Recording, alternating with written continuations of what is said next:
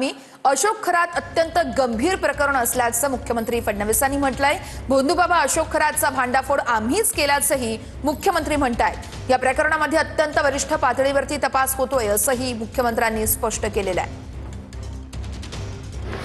खरात यांचं प्रकरण अत्यंत गंभीर आहे। ते आम्ही इंटेलिजन्सच्या आधारावर आम्हीच त्याचा भांडाफोड केलेला आहे आणि आता हळूहळू याची आम्हाला कल्पना होती की लाजे खातर किंवा सामाजिक दबावामुळे महिला एकदम पुढे येत नाहीत। प्रमाणात आता महिला प्रतिसाद देखील देत आहेत।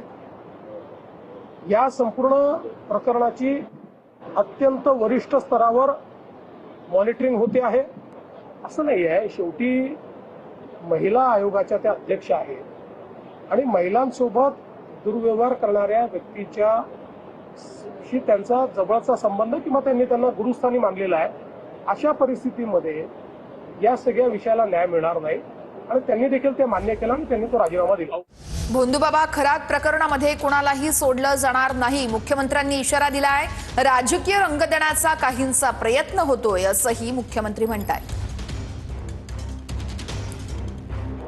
नाशिक सीपी आणि एसआयटी मिळून या ठिकाणी हे काम पूर्ण करत आहेत आणि मला असं वाटतं की या संदर्भात कुठल्याही परिस्थितीत कोणालाही स्पेअर केलं जाणार नाही।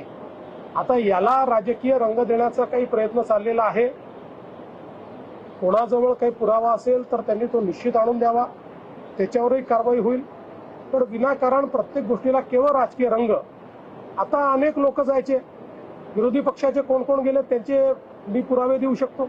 माझ्याकडे सर्वात जास्त तर माझ्याकडे पुरावे आहेत याचे, पण ते पोलिसांकडे आहेत। ते पोलिसांचं काम आहे, ते माझं काम